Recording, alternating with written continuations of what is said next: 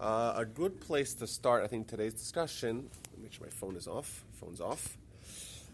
is it's a very important discussion that we're going to have today, and it's a kind of continuation of what we had in the past, even though I'm sure there's some people that haven't heard the first time we spoke about this issue, and that is trying to find some evidence for the accuracy, the veracity, the historicity of the Torah.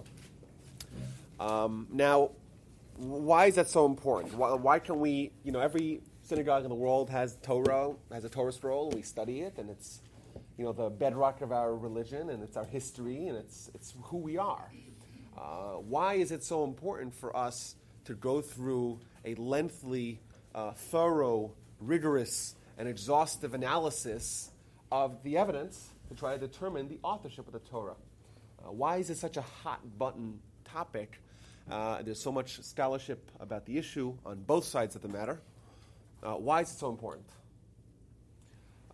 Why can we just leave it either ambiguous on one hand or just accept tradition on the other hand? Why is it so important to undergo this process of trying to determine the authorship of the Torah? So I want to start with maybe a traditional approach to this issue. We've mentioned before the idea of Olam Haba, the world to come. This is a code word for success or failure in life, in the Jewish sense. Meaning that if someone were to achieve success in life, by definition, they will have what's called a portion of the world to come, which means that their life has an eternal value and quality to it that this other world, whereas this world of the soul will have achieved a certain degree of greatness and perfection in this world that it'll merit to continually exist in the next world. Whatever that is, we discussed it in some capacity. But that's what the code word is. So it's a very important thing for us that the totality of our life will sum up to being included in this class of people that are included in Olam Haba. Now, what's really nice is that as Jews we have a head start. And the head start is that the Mishnah says, Kol Yisrael yesh lahem chelet l'olam haba, which, as Leslie will help us, all of Israel has a portion of what to come. A small child, small little baby, has a portion of what to come. Now, how young do you have to be included in that? The Talmud, very interesting discussion, the Talmud. How young does a child have to be included amongst this? All of Israel's a portion of what to come. And it's a very interesting Talmud, and it says there's 5 different opinions, if I remember correctly. And I think these opinions underscore different statuses or different stages of progression. Opinion number 1, the earliest opinion is conception. So think about that. A child is conceived, and even if the child's not born, or God forbid there's a miscarriage or something like that, the child is already some sort of soul, and therefore it's got a portion of what to come, which is astounding. What has the child accomplished? Absolutely nothing. Now, child is zygote, is more precise term. But that's the first opinion. The second opinion is birth. Third opinion is circumcision. Fourth opinion is, what's the fourth opinion? The fourth opinion might be where they're able to walk. And the fifth opinion is when they, I can't remember, is when they start speaking. Which is, to me, was interesting, like as if these are 5 different stages, conception, birth, circumcision, first mitzvah. So there's no set agreement on which one is... Well, I think it's important. Well, my stance on that issue is that whenever we're dealing with agadata, there's when the Talmud is split into two different sections. There's halacha, what's called shmaitza, or agadata. Agadata, this is the realm of Talmud that deals with philosophy or ethics. There's never any disagreements. So the fact that there's 5 different opinions means that all 5 of them are true in some capacity. But either way, what it tells us is that you don't really need to accomplish that much to be included amongst this special class of, because you're Jewish, you're granted a portion. Now, why would that be? It's a very good question. Like, why? Just because someone's Jewish, why do they automatically get a portion in some grand prize that is the hope and the yearning of all humanity? That's a very interesting question. But either way, as Jews, we have a significant head start in our quest, in our lifelong quest and mission to be part of that special fraternity or sorority, right? Men, women, Jews or non-Jews can be have a portion of what to come. Either way, so that's very important. Now, everything that we do positively contributes towards our quest to achieve that. There are some things, there's a list of things that we can do that would disqualify us. And these are some of the most important things to avoid as Jews because they undermine the very success and failure of our lives. And Maimonides delineates a list that he collects from all across the Talmud of people that lose their portion when it comes. So some of them are, the most vile sins in the world, like a murderer, for example. Obviously, thankfully, none of us here fall into that category. But someone who does something so heinous, so egregious, so malicious as committing murder, they lose their portion, even if they were Jewish.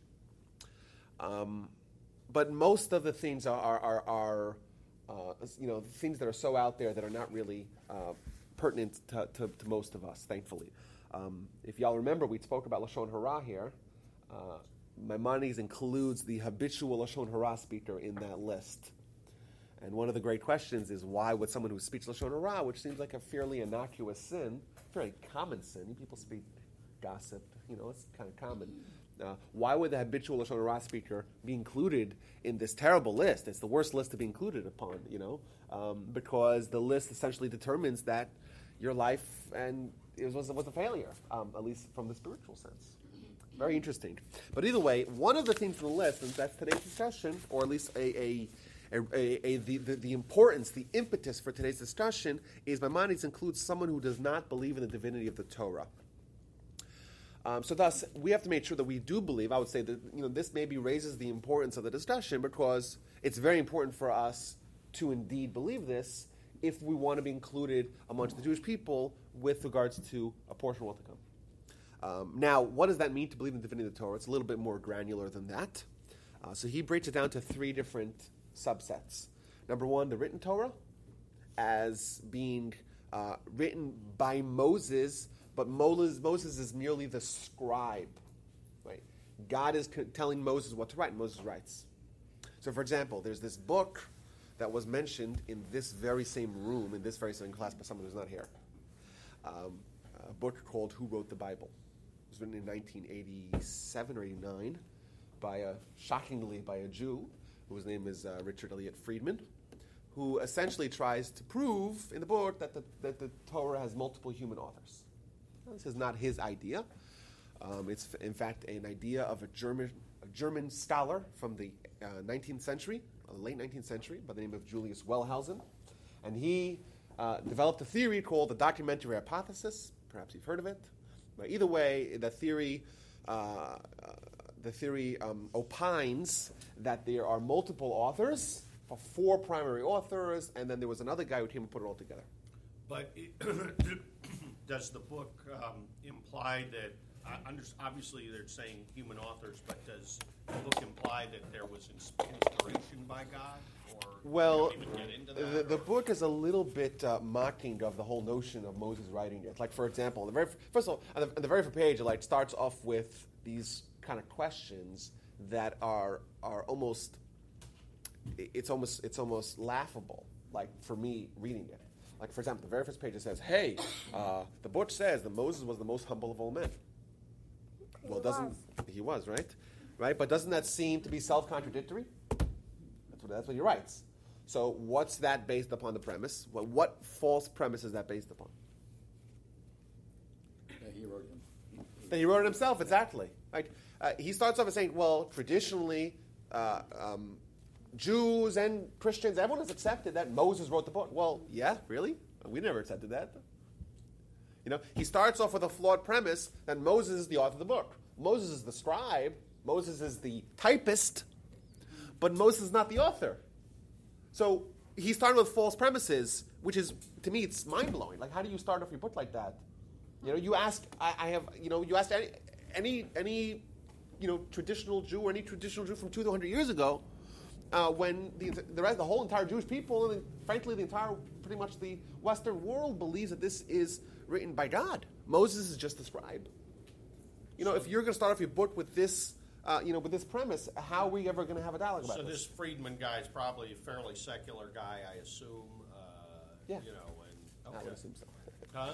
I would assume so. Okay. Yes. It's interesting that many times you have the Jews, which is, I think, a very interesting point of discussion. Why are the Jews so determined to disprove, or some of the Jews, to disprove the divinity of the Torah? Very interesting. It seems like we have some skin in the game, maybe. There's some inherent biases.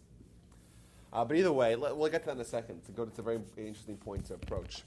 Either way, if someone, according to Maimonides, does not believe that the written Torah was authored by God, and rather says that it's authored by Moses, and obviously any other human authorship, then he would fall into the category of someone who rejects the divinity of the Torah.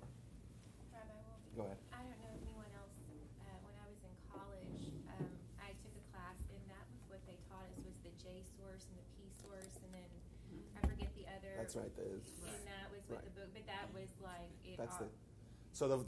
The theory, the basic rundown of the theory is that there's 4 sources: the J, the E, the P, and the D, and then there's the R. So basically, the J is one of the founding principles of the documentary hypothesis is the idea of the fact that God in the Torah is given multiple different names. We have the name of the ineffable tetragram name of God, the 4-letter name of God, and then we have the name Elohim, right, which is another name of God. So the core bedrock principle of this theory is the fact that these must be 2 different entities. Because it's 2 different names. And therefore, there's the J, which is the 4-letter name of God. There was that book, and then there was the E book. And then someone else came and put it all together. And then D, which is Deuteronomy, that had to be much later. Why? What's the rationale for the D being much later? Who could think of a reason? Why would Deuteronomy be much later? Huh? So what? But why does that be a different author? And just a little to get in the head of a secular scholar analyzing the Torah.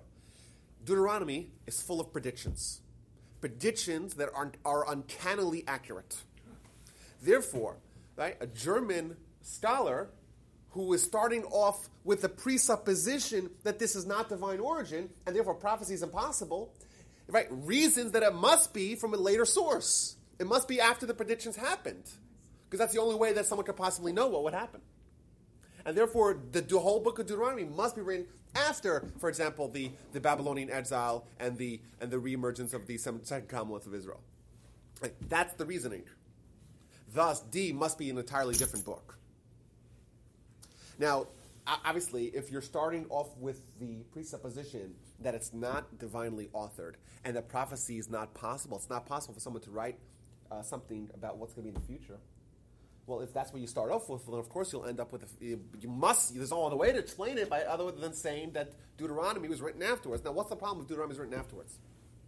Let's just work this out here. Let's assume Deuteronomy is written afterwards, right? Well, that's the theory. If Deuteronomy is written afterwards, okay, well, the Jewish people are already scattered across the entire world, really, essentially.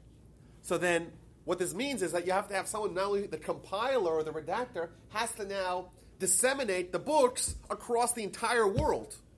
How ludicrous is that? That in ancient history, this book that's going to be so fundamental to the Jewish people is going to be finished and completed after the Jewish people are scattered throughout the world. You have Jews in North Africa, Jews in Europe, Jews in the Near East, in the Middle East, Jews in Asia Minor, Jews everywhere. And now the book is written, and now the book suddenly has to get disseminated to everyone. That's absolutely ludicrous. But that's the only way you can actually justify the fact that prophecies that are predicted and happened, right? And the only way for you to justify, if you presuppose that prophecy is not possible, then it must have been written afterwards. Well, if it's written afterwards, well then okay, let's follow the progress of the logic along, and let's say, okay, it was written afterwards, well then, everyone's already scattered, well, how do we get the book in the hands of millions of Jews and get them all to independently, while they're all separated, they're not unified in any community or like that, to accept it as the Word of God? It's pretty outrageous. Yeah. But anyway, that's the theory. The theory, and I'm saying the theory itself is based upon really bizarre logic, because on one hand, it is this assessment of the Torah as being well. There was one author who wrote the J and one author who wrote the E. So it's kind of like disjointed on one hand. On the other hand, you have this R, this redacted, put all together, so it flows really nicely. So which one is it? Does it flow really nicely, or is it disjointed? Right? You're starting with a presupposition, and therefore that's how you'll end up towards your conclusion. Now, by the way, if you ask any fourth grade child in Israel, and we spoke about this last time we met when we talked about the Shema, like what does the four-letter name of God mean, and what does the Elohim name of God mean? Every child knows it. Why? Because it is ubiquitous across all of Jewish literature, telling us the difference between the four-letter name of God and the Elohim name of God. It's talking about different influences that God gives us. And thus, every time it says Elohim, it's referring to God treating us in one way, and every time it's saying the name four-letter name of God, it's God's treating us in a different way. Right?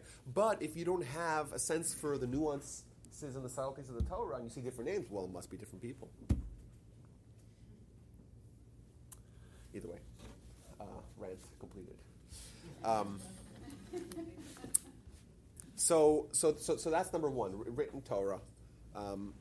If someone says that Moses wrote it by himself, remember, this is Maimonides. This is way before 1987, right? Maimonides already established. In fact, it's the Talmud. It's a direct quote from the Talmud that says if someone claims that Moses wrote it himself, he is encroaching upon this important principle of believing in the divinity of the Torah. Thus, we cannot start off our discussion by saying that the Jews have traditionally said that Moses is the author. No, in fact, the Jews have said if someone says Moses is the author, well, then he is encroaching on one of the major fundamental principles of the Torah. God's the author. Moses is the typist, the scribe. Moses is the one who's writing it down. Moses is the conduit, whatever you want. Moses is not the author. Thus, the fact that we have a description of Moses' death in the Torah, well, that's not a problem. It's not a problem at all. If Moses is the scribe, then Moses, if I could wrote, hey, Wolby died in, 2082, whatever. Right? I could write that, right? Can I write that now? Would that take hold on paper if I wrote that? Yes, sure, if God told you. Right, what's the problem? Yeah, I don't understand the problem. Like, why is this such a big deal? Either way, so that's that. It's a written Torah. Now, additionally, the next element is the oral Torah. This is an important thing as well. We've had, traditionally, there's the schisms that have existed amongst the Jewish people have almost always been directed at the oral Torah, where Jews reject the validity of oral Torah. In fact, they claim that the rabbis ruined Judaism, or the rabbis invented Judaism, or the rabbis, the ones who made all the laws, and thus it's all interpretation, and interpretation is ambiguous, and I can interpret it one way. Well, what if I want to interpret some other way? Well, what a bunch of rabbis are trying to make our life miserable, So that misunderstanding, number one, of the oral Torah, and number two, mislabeling of the oral Torah as being made up by the rabbis, says Maimonides that would also be included. And I think that one's also something we have to really try to analyze. And lastly, is the enduring continuity, perpetuity of the Torah. What does that mean? That means that if someone says, hey, the Torah was written by God and the oral Torah is true, however, it's not valid forever. It was swapped out. It was updated. Right? It needs to be changed. It needs to be modified. There's a new version of it. That would also encroach upon this principle. So, for example, I would say that if anyone claims that the Old Testament, quote unquote, is obsolete, and the New Testament is a replacement, and the Old Testament is no longer true, well, that would encroach in this as well.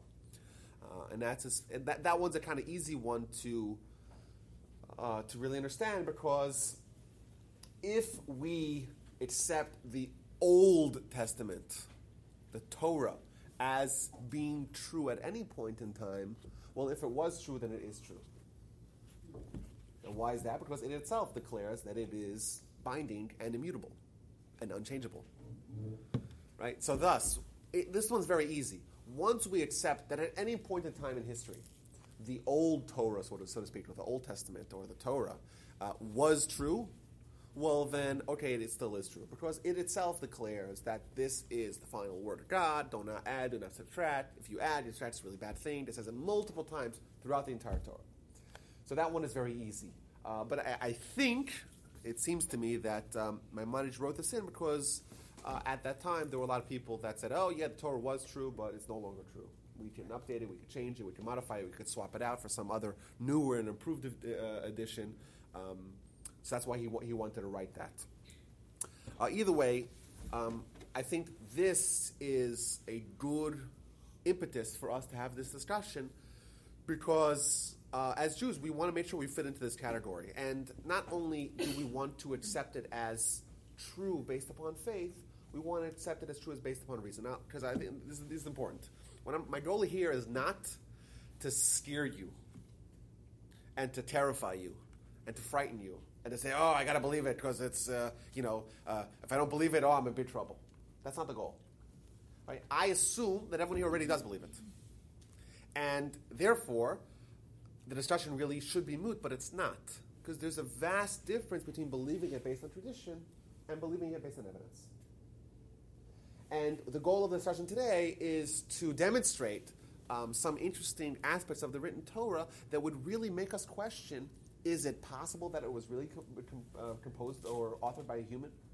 The Torah, the text of the Torah has some anomalies or some idiosyncrasies or some elements to it that would make us really seriously question, just logically, based upon reason, whether or not it's possible for the human to have authored it. Human or multiple humans or what have you.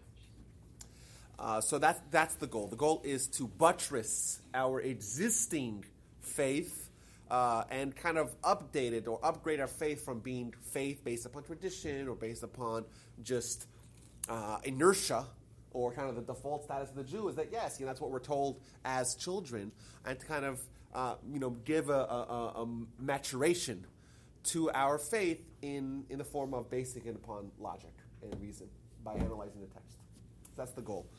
And additionally, I want to say that it's also important for us to know, as Jews, how to talk to a skeptic.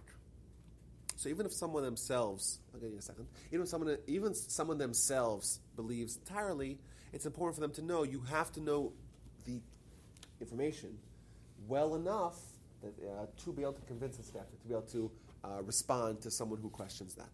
Go ahead. So my struggle is the language. What, the original Hebrew? Right. What do you mean?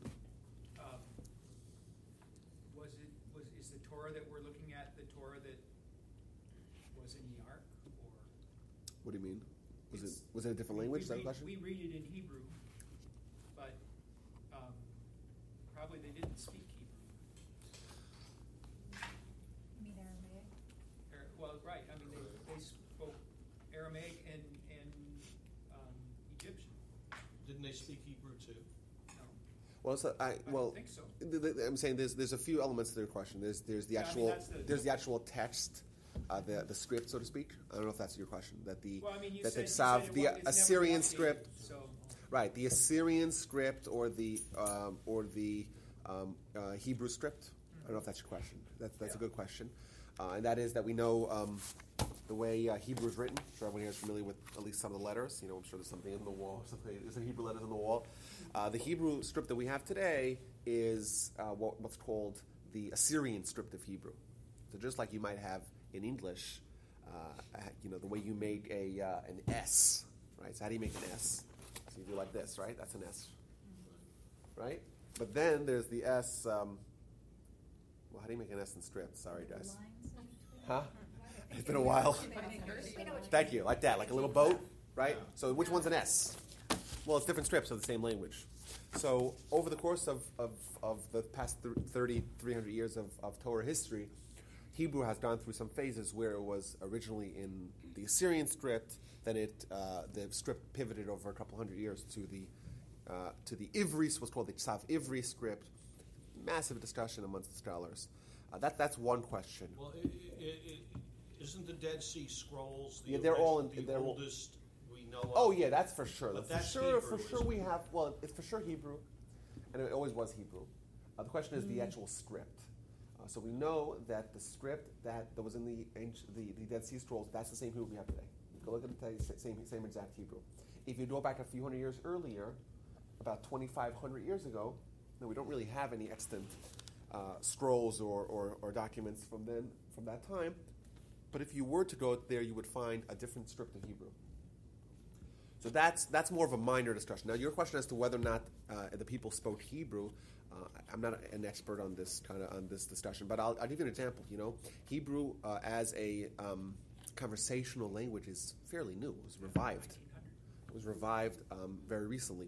However, I could show you thousands of books written in the 17th century, 18th century, 19th century that were written in Hebrew. And the answer is that even though people spoke in Europe, they spoke Yiddish, and I guess in Germany they spoke Yiddish as well, but I'm saying in different parts they spoke Ladino. Jews always had their language, either the language of the people or the Judaicized version of the language. The language of scholarship was always Hebrew.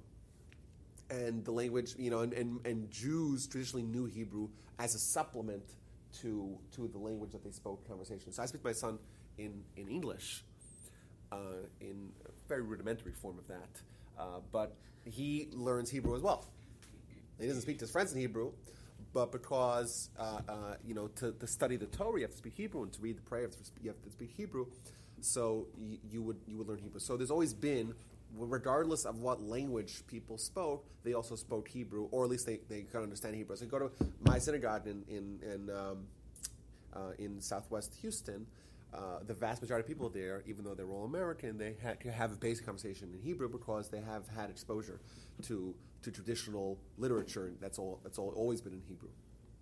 Could I ask? I'm just curious, Bruce, if you don't mind, elaborate.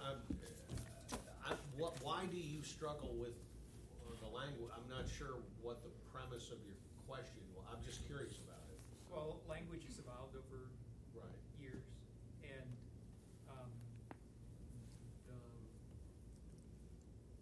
Dead Sea Scrolls there's not a match from the Dead Sea Scrolls to the Torah, one by one. So, What does that mean? So the Dead Sea Scrolls, they contain almost 23 out of 24 books of the Torah, but they contain other books as well. Is that what you're saying? yeah, right. Yeah, because the Dead Sea Scrolls, they were an example of Jews who had fractured or splintered off the Jewish people. They were most likely the Essenes. And they were once again a people that rejected the oral Torah, which was the common thing at the time. They rejected the oral Torah? Oral Torah, that's right. So all they had was the written Torah, and then they also had their own apocryphal works. Okay, I've heard of like the book of the light, like the war of the light, the kings of the darkness against the kingdom of light, something like that. It was, apocalyptic, dystopian stuff. So are you saying, no, Bruce, but why isn't that included in what we know of as the Torah? So I guess I always No, thought but the Torah had been updated along the way at some point in terms of not the words changing, but the language, the language and the way the letters were formed and everything had evolved. But is that big a deal? I mean, what's I think that the scrolls that we have from, pretty sure the scrolls from the Dead Sea Scroll, they match exactly word for word. That's what I thought. In the text that we have overlapping, there's some text that they have that we don't have. I mean, isn't it analogous, and maybe I'm completely off on this too, like printed English versus cursive? I mean, it's the same like we alluded to earlier. But what Bruce is saying is something more substantive. Okay. Now, I want to point out that there has been Torahs that are written in foreign languages, like, for example, the Septuagint. Right, the Septuagint was written about 245 before the Common Era. It was written in Greek. It was the first translation of the Torah to a foreign language. But they didn't is it true the Septuagint, I thought that they didn't interpret any other books, it was just the five Just the five books books of the Torah, Okay. that's right. There was no... And when we say Torah, we mean 5 books of Moses, right? Right. Genesis, Exodus, Right. Leviticus, Numbers, Deuteronomy. And I did see on a History Channel something one time where they did speak Hebrew in that region, and you can actually link it to an earlier people where their language was almost identical to Hebrew, but that was the original language. Yeah, but I'm saying even the times of Talmud, so we even go more recent history. So in Babylon, 3rd, 4th, 5th, 6th century of the Common Era, that's fairly recent, and we know that people spoke Aramaic. Well, We know that. Why? Because the Talmud was written in Aramaic. It was written in the language of the people. But Torah's not written in. But still, they're studying the They had Torah, to and they have quote. been speaking. Oh yeah. I mean, or at least have to have a familiarity with Hebrew. Well, there was an... Maimonides wrote his book some of his books in Arabic. And does that mean that he didn't know Hebrew? Of course he knew Hebrew. Well, there was... And of course, most of the people knew Hebrew. It just had, there were times that the masses spoke or had a better grasp of the local language, and that's why, there was an emphasis in trying to. Communicate with the people, you have to speak their Sure. That's right. Well, there was an interesting discussion just a few months, or maybe it was a year, so I can't remember, when the Pope visited. I think he went to. It's the current Pope. Some of y'all may remember this, and I don't think it was ever. They went. I don't think it was ever pursued very far. But Netanyahu said to the Pope, because they were talking about Jesus, and he said Jesus spoke Hebrew, and the Pope said, in a corrective way, he said no, Aramaic, and then Netanyahu said, well, he knew Hebrew, and I don't know what it didn't. I don't remember how far it got after that, but it was just a very interesting. And Netanyahu is not a biblical scholar, probably not. He's prime minister, but that doesn't make. Well, his son won the Bible contest. Okay, well, it's just. That was recent. I just thought that was very interesting since His we're son- talking about language. His son is the Israeli Bible champion. Is that interesting? Well, maybe he needs to talk to his son. You mean the father of Bible champion as a prime minister, right? But it's just that was kind of interesting, a discussion between the current modern-day prime minister of Israel and the Pope. Yeah. Yeah, but, They my, had my, that- but I think that the simplest way to understand is that even if the people spoke primarily one language in a conversational manner, the language of scholarship was almost always Hebrew. You have some butchering, like Maimonides and the Talmud, but even Aramaic, it's not so far from Hebrew. It's a sister language. It's the Semitic. Right, I heard Semitic language is very similar. Rabbi, the Torah scrolls, the separate Torah that we all have. Yes. The only way someone is able to have that position of creating a Torah scroll is they have to copy it letter from letter. That's So true. that has never changed. Now, since the day. just for the sake of accuracy, Absolutely. there is one language aside from Hebrew that a Torah scroll is kosher in, and that's What? kosher, and that it's Greek. What? Interesting, Why yes. is that? It's a very interesting thing. There was this, really. I think it might be because of the Septuagint, because the Jews translated, the rabbis of the Sanhedrin thousands of years ago were translated into Greek, so that kind of justified at least that. I don't know of a single Torah scroll written in Greek, by the way, but it's just, maybe it might be theoretical. But there was this kind of weird relationship that the Jews had with the Greeks, wherein they kind of really had a lot in common.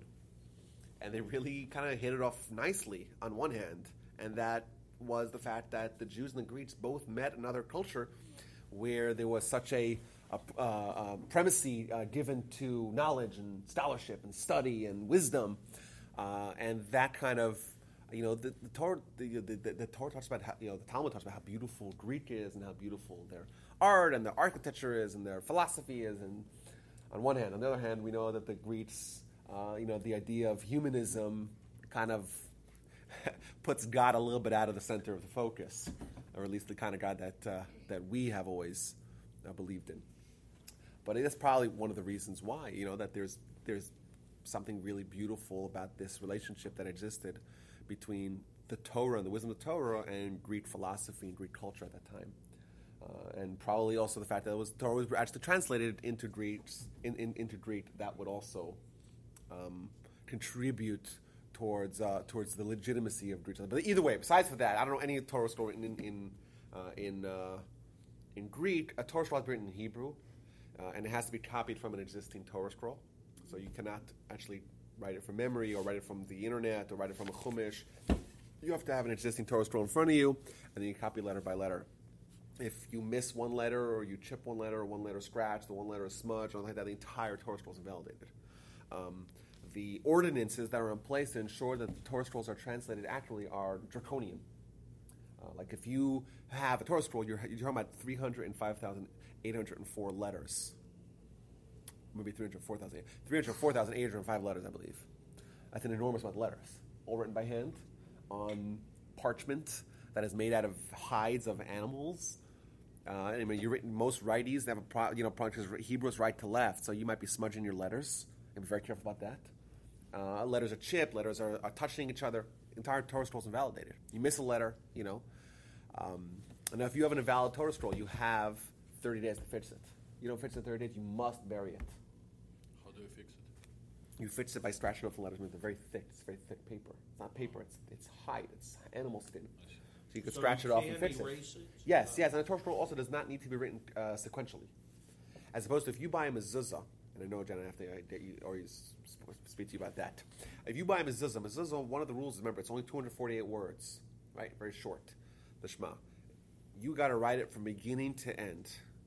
If you skip a line or skip a word, and then you fill in the other word, it's an invalid mezuzah. Now, you buy a mezuzah, you have no idea if some guy wrote an order front to back or back to front. You have no idea because it looks the same. That's why it's important to buy one that's from a reputable source, who, if they make a mistake, is not going to say, I'll just fix it, and they'll never know. But as opposed to a Torah scroll doesn't have to be written sequentially. So, for example, if you write an entire Torah scroll and then you're doing your research, you're reviewing, you say, oh gosh, 5 columns earlier I made a mistake, you don't have to start all over. I don't think we would have a lot of... Is it proof? Oh yeah, so they have computers. They have computers today that can automatically scroll through and check Torah scrolls. My father-in-law went to Craigslist. He goes occasionally to Craigslist and looks for Judaica, and he found someone in Detroit was selling a Torah scroll. It was some old synagogue in Detroit that, unsurprisingly, like many other things in Detroit, was kind of had its best days behind it.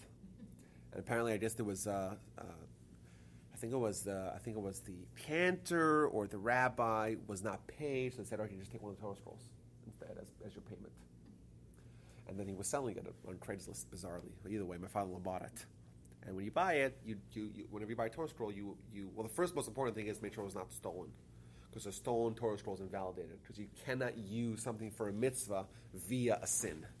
You can't say, "Oh, you know what? I'll steal someone's matzah and eat it." It doesn't work. It's not matzah, So for sure, for Torah scroll, you have to make sure that the guy owns it. If the synagogue owns it and he's selling it, right, you can't buy it. So first thing you got to do is verify that he actually owns it. Once that was verified, well, then you have to actually check the Torah scroll, make sure it's kosher. So you bring it to these scribe houses, whatever, and they check it and make sure that it's either, if it's good, then great, and if not, then they have to fix it. No big deal to fix it, most of them, especially if the scroll's not so old. If they're old and lots of letters chipping and peeling or whatever. By the way, the reason why the Dead Sea Scrolls lasted so long is because it's such a dry climate. They were in these earthen jars in the driest place on earth, essentially, in southeastern Israel. It's the Dead Sea. It's the lowest point on earth. There's no moisture whatsoever. And therefore, it was able to survive just perfectly intact for thousands of years. What was the mystery around the copper scroll? Supposedly a lot of controversy on the copper. Which copper scroll? I'm sorry, I'm not familiar with It that. was part of the Dead Sea Scrolls. Well, Isaiah, they found more copies of Isaiah than any other book. It seems like this sect, most likely the Essenes, they kind of like the apocalypse and stuff like that. So, very much obsessed with Isaiah. But I'm not familiar with the copper scroll. I have to read up on that. Okay. Either way, but back to what Dan was saying, that yes, the rules governing how to ensure that Torah scrolls are accurate and transmitted perfectly are very, very exhaustive. So, some other examples. The one your father-in-law purchased was indeed a kosher scroll? Yeah, I don't know if it was kosher, if it was entirely kosher at the time or not, or they had to fix it. But they could fix it. There's no problem to fix it. In Hebrew, and especially in biblical Hebrew, there are no vowels. We know that there's no vowels in Hebrew. There's no vowels. The vowels are in the form of these of the nekudot. Now, in the Torah scroll, there's no nekudot. That's why it's sometimes confounding for newcomers to read Hebrew from a Torah scroll, because it doesn't actually spell it out. Like you're missing vowels. You don't know what sounds to make. But it's not entirely true to say that there are no vowels, because sometimes there are vowels. And in fact, there are what's called chaserot and yeserot, which means extra or missing letters. Which means some words can be spelled in multiple ways. Like, for example, the name Tzipporah. Right? Tzipporah is the name of Moshe's wife. Well, how do you spell Tzipporah? So the way you spell it is either a tzaddik and then a pei and then a vav resh hey, or without the vav. In the Torah, it's spelled both ways. So which one's the correct way? Well, the correct way is that sometimes you insert the vowel of the vav, and sometimes you don't put in the vowel of the vav. And there's thousands of examples like this in the Torah. Now, if you spell a word in the Torah correctly, but in the Torah it's supposed to be with a vowel, and you put it without a vowel, or vice versa. In the Torah it's without a vowel, and you put it with a vowel. Right? It's in a valid Torah scroll. So the word is perfectly correct. The spelling is perfectly correct. Just the spelling in this particular instance is incorrect. It's in a valid Torah scroll. And by the way, just an interesting historical note: the Yemenites. The Yemenites are a great case study for transmission of the Torah, because the Yemenites, they were separated from the mainstream or the mainland of the Jewish people for a long, long time.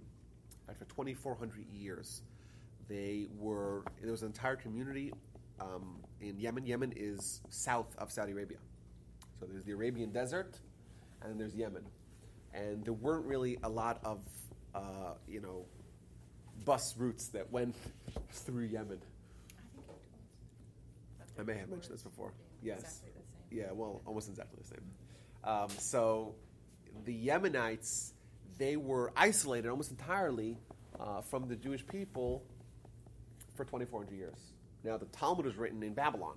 So that's hundreds and hundreds of miles away, which for us doesn't seem such a big deal, but it's essentially on the moon, right? If you go back 2,000 years ago and someone's a few hundred miles away through deserts, you're as close to them as we are to the people on the International Space Station. So they got the Talmud delivered to them, essentially. But they just got books delivered in the mail, Talmud. But they were living as a independent, isolated community for thousands of years. And they came to Israel in the 1950s, and they brought their Torah scrolls with them. And someone said, hey, let's compare Torah scrolls. Let's see how good the system is in perpetuating accurate Torah scrolls. So in fact, they did find some differences. There were 9 letters that were different. Now, obviously, 9 letters out of 305 some odd thousand letters, 304,805 letters is really not so much. Like percentage-wise, it's 2 letters every 100,000 letters. It's really negligible. It's imaginably small. How do you know which one is correct? Maybe theirs is the correct version because it's the old, from. Well, I'll tell you my thoughts on that. But either way, all the letters all the differences were in chaserot and yiserot, in words that the Torah either has a vowel or does not have a vowel. So there was no words that were different. Not a single word was different. It was just sometimes we had the vowel, they didn't have the vowel, or they had the vowel, we didn't have the vowel. So every single word was exactly the same. Now, as to which one of them is accurate, we don't really know, like we said. It does show, I guess, some sort of lapse in the accuracy of the transmission. I would venture to say that ours is more accurate, and I'll tell you why. Ours means the rest of the Jewish community, because there were efforts made every couple of hundred years to collect all the Torah scrolls from all the communities. Now, what's the problem? The problem is if you have a Torah scroll, you can only copy it from another Torah scroll. So let's say there's one Torah scroll in the community that has a mistake. It's very likely, and especially if the mistake is in an area of just a vowel, it's very likely that no one will even notice it. It's the word. It's the same word. No one's going to say, oh, when you read it in the synagogue, it's like, oh, no, you got the wrong word. It's the same word. The problem is that when you make another Torah scroll, you copy it from that Torah scroll. So these things could perpetuate very fast. Not very fast, but very dramatically. Because you're copying from a Torah scroll, and that's the Torah scroll that we've been using. So any mistake can very easily be perpetuated, especially when you don't have computers to check it for accuracy. So what they used to do, every couple of hundred years, over the past 2,500 years, they would collect all the Torah scrolls from every Jewish community, and then it would have like a national convention of accuracy checking from Torah scrolls. Now, the way it would work, every community would have one Torah scroll that was the legacy Torah scroll. And all Torah scrolls written in that community would be copied from that one. So then you just bring your legacy Torah scroll, and all the communities come together, and they compare them, all of them, all the legacy against each other. And then they would get rid of the anomalies, which means that if you have 98% of them saying one way, and then one or two Torah scrolls saying the other way, it's very likely that the mistake happened amongst those, the small minority. And they would do this every couple of hundred years to get rid of any mistakes, slight mistakes that could perpetuate further. Are those Torah scrolls then buried? The ones that No, you can fix them. Just add a letter, take out a letter, no big deal. Huh? Yeah, it's no big deal. Yeah, so that and because we did that, that's most likely going to assure that that ours is accurate. But I think they still the Yemenite scrolls I think are still like that, and that's their tradition. And that's what they do. Did the Yemenites fix their scrolls? No, they said this is our scrolls. Don't tell us how to do it. We've been doing it for a long, long time. We survived really well without you. Maybe when the Messiah comes, they'll say, "Oh, well, this is the exact text." But what about them? What's the? I don't know. I've just read that there are Ethiopian Jews that have been separated out, and I don't know the details. It's very interesting. It'd be very interesting to investigate. Yeah. We can Google it. Yeah. So you got a list of things to Google after the class. Now, I think it's also important for us to realize these things have to be copied by hand. If you're writing a Torah scroll 1,500 years ago, you have to make the hides by yourself. How do you make a hide? You have an animal. You see a cow, you drive up to 45, you see a cow. Try to convert that cow into 2 sheets for your Torah scroll. It's not an easy thing, You got to slaughter the cow, got to make sure the cow's kosher. The cow would object to it. The cow might not be so amenable to it. How are you taking that skin and making it into a Torah scroll? It's, remarkable. You got to take it, you got to take off the hide, and you got to process it. And you gotta salt it, and you gotta scrape it, and you gotta put lines in. If the Torah scroll doesn't have lines, it's not a kosher Torah scroll. Like they take a little knife and make these little indentations. And you gotta make the ink, and you gotta do it all by hand. And you have no other, computer, no way to check. You have to check the letters. Imagine if that was your job.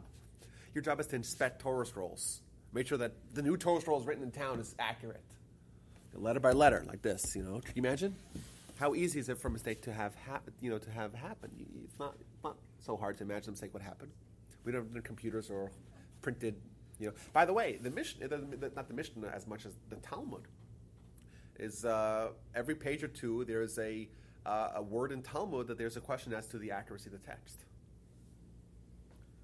Now, why? Because Talmud was copied for thousands of years, not thousands, hundreds of years at least, or 1,500 years before it was widely printed. We're talking about an enormous amount of material. So most Jewish communities had like 1 or 2 hand-copied Talmuds. How easy is this for mistake to fall into a text? Not hard at all. So for Talmud, this spell check, so to speak, process was not as robust as for Torah. Oh yeah, because remember, it's not as critical. It's still very critical. Human derived, but not God derived. Yeah. So the printing press was an amazingly positive benefit for the Jews. You know that the Jews were all into it. The first Gutenberg Bible, after the Gutenberg Bible, the next book that was printed was the Bet Yosef. Now, what's the Bet Yosef, you may say? Bet Yosef was a 15th and early 16th century book on Jewish law. And if you have a copy of it, it fills 2 bookshelves. It's enormous. If that was written by hand, how easy is it for a mistake to have been perpetuated? So, like the Talmud as well. And today, we pretty much have a uniform text of Talmud. There's maybe 1 letter, 1 word different every couple of pages, no big deal. But there were efforts made after the possibility of unification and mass dissemination of printed works was enabled. There was an effort made to make sure to collect all of the text and get the accurate text.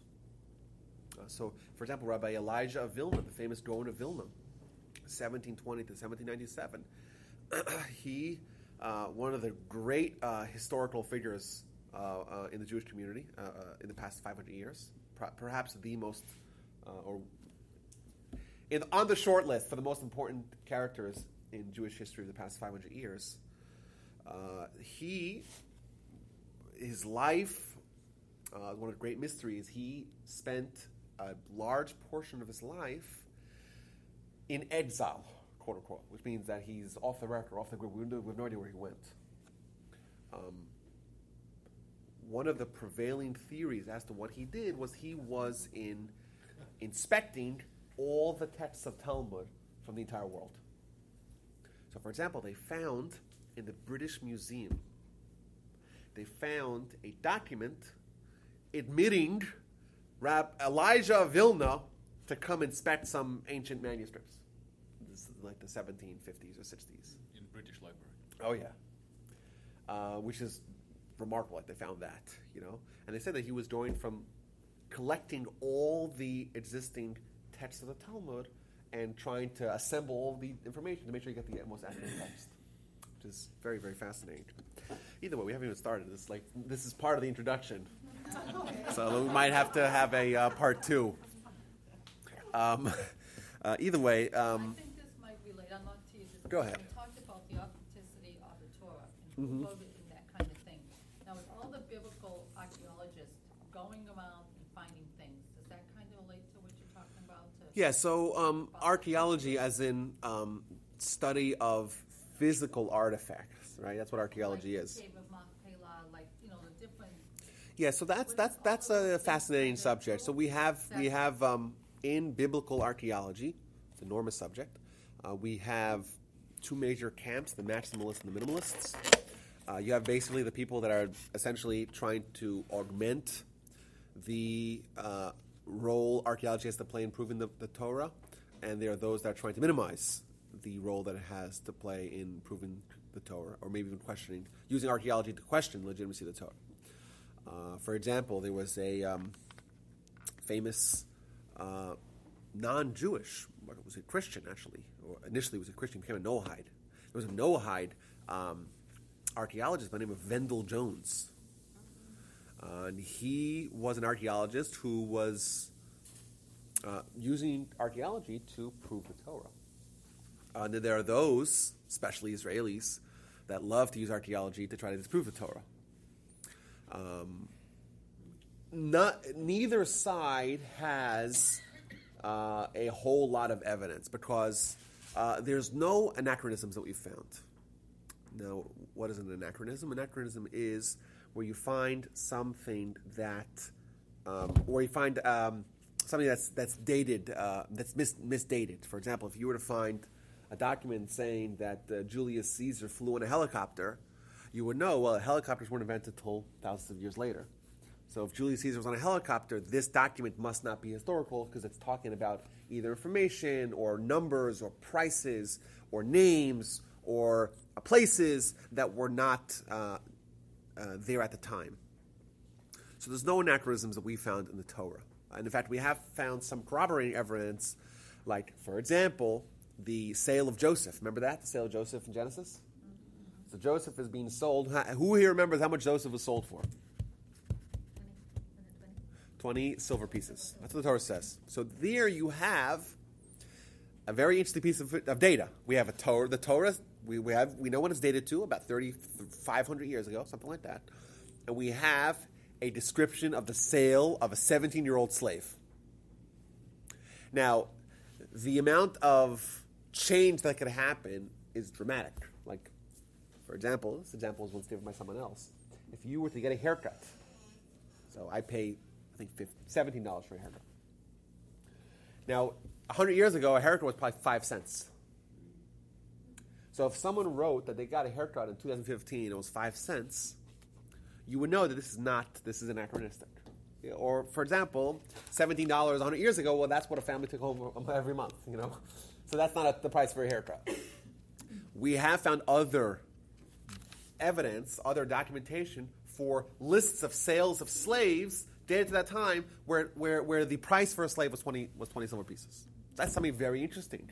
That would seem to say that at least either the author knew it, which if the author came 1,000 years later, how would the author know the price of a slave? 1,000 years ago. You would know the price of a haircut 1,000 years ago? You have no idea. How would you know the price of a slave? Maybe he had access to those documents. So it's not the best proof in the world. Maybe the author came 2,400 years ago instead of 3,500 years ago. Maybe he had access to documents. But it's also remarkable to say, it's striking to say that we have documentation. You can Google this as well. Add another thing to the Google queue. But we have documentation that corroborates what the Torah claims about that. Additionally, they have found names like Yisachar and Ephraim, names that were Jewish names. They have found them on some sort of hieroglyphics in Egypt dated to that time. There's a whole discussion about the Ippur papyrus, which is, once again, a written account from Egypt dated to the time when the Jewish people were there that says, quote, there's, amongst other things, that there's blood everywhere.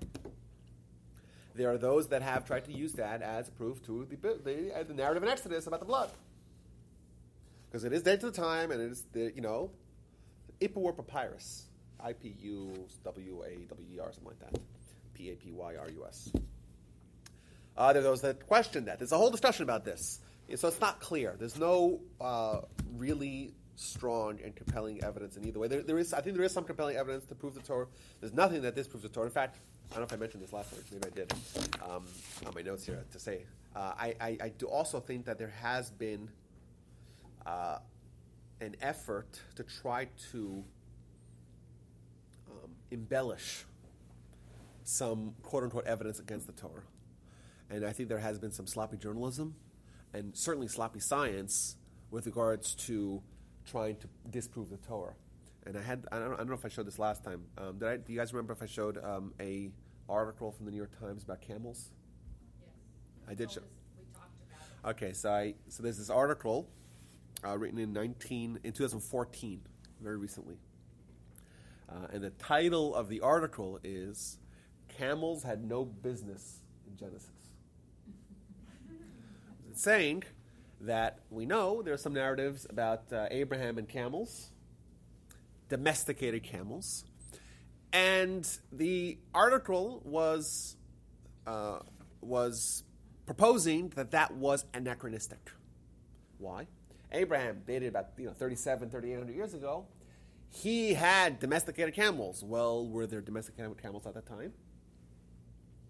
Maybe yes, maybe no, right? Well, let's see what the evidence says. So 2 Israelis, Bible scholars, 2 Israeli Bible scholars, they found remains of domesticated camels that they dated to 3,000 years ago, so 1,000 years BCE. And then the article goes on to claim, therefore Abraham could not have had domesticated camels 700 years earlier. I kid you not. You could still go to the website, go to google.com, put in the search, New York Times, Camel's Genesis. You will find this article. Okay? So anyone wants to volunteer to look at it right now? It's there. It's the article. That's the entire theme. That's all it is. And the question is, that's the silliest thing I've ever heard in my life. Now, why is that silly? Just because you found remains of domesticated camels that you date to 3,000 years ago, that doesn't mean that was the first domesticated camel, out there. Maybe there were camels earlier. For example, here. So John gives me this magazine. So if I found this magazine, let's say 5 years from now, I find this magazine and say, August, September of 2015, Hadassah magazine. Clearly, there cannot be a Hadassah magazine from 2010. There can't. Look what I found. It's from 2015. Right? That's what it's saying. That's what the entire article is. And you say, well, there's got to be something. Check it out. Find this article. I had a copy of it. I didn't bring it in today. Find the article. I don't think it's behind a paywall. You can get it. And that's what the article says. That's all it says. That they found a domesticated camel from 3,000 years ago, and clearly Abraham could not have had camels. And that's the most asinine thing I've ever heard in my life. And that's printed in what's allegedly a reputable newspaper. These are the findings by these scholars. And what does that show us? It shows us that perhaps the bar for admission of information and publication of a stance when it comes to disproving the Torah is not all that high. Perhaps the editors, for whatever reason, like this is sloppy journalism on one hand, but it's certainly sloppy scholarship. How could you use this to try to disprove the Torah? It's insane. But I think that there are people that, like I said, are trying to. But if you just read the headline, you just skim through the article. Oh, whoa, goodness gracious! It must be that the Genesis was written afterwards. That's what you would say if you read the article really quickly. If you actually just stop and just read what it says, what did they find, and what are they trying to claim as a result of the findings, then you clearly see that there is a bias against the divinity of the Torah. And it's, once again, scholars trying to pull the wool over our eyes to make us just naively accept that the Torah was written later. Now,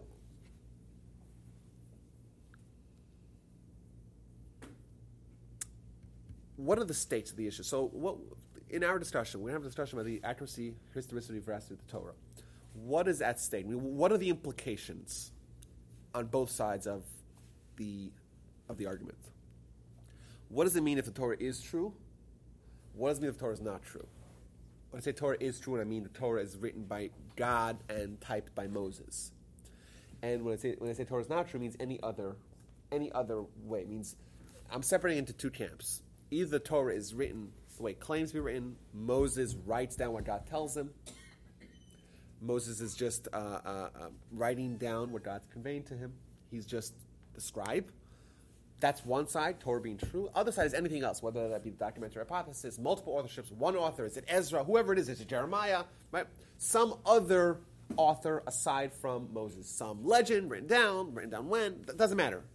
Either side of the issue that we're going to take, what are the implications? So if the Torah is true, what does that mean? We're true.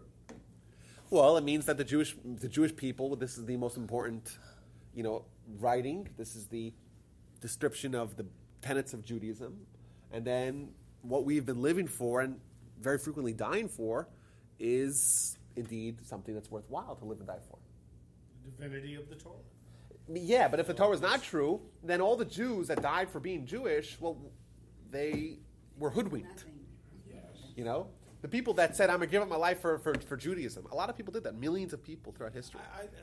That's one very interesting implication. Okay, by saying it's not true, meaning that God didn't write it, but are we defining not true by meaning God didn't write it, a bunch of people wrote it, or a bunch of men wrote it? I think it's once God didn't write it, then it doesn't matter who actually wrote it. But does that that may say, then therefore there goes the argument about the divinity of the Torah, but it's not a worthless book necessarily. Well, I'm not saying it's a worthless book. So then that's true. It's not. It's still maybe great literature. Right. You know, Very inspirational. It's inspirational. Very moral, Oh, yeah, it can oh, still yeah. Be that and argument. I think there are a lot of atheists out there that say that the Ten Commandments they believe the Ten Commandments. You know, they believe in what the Torah, a lot of what the Torah says. But there you are know? a lot of books that are inspirational. Oh, and yeah. wonderful, and Right. the Torah is distinct. That's true, but if we say the Torah is not true, right, then the Torah could still be valuable. It still be a historical document, but it's obviously it's not as valuable as it would be if it's dramatically different.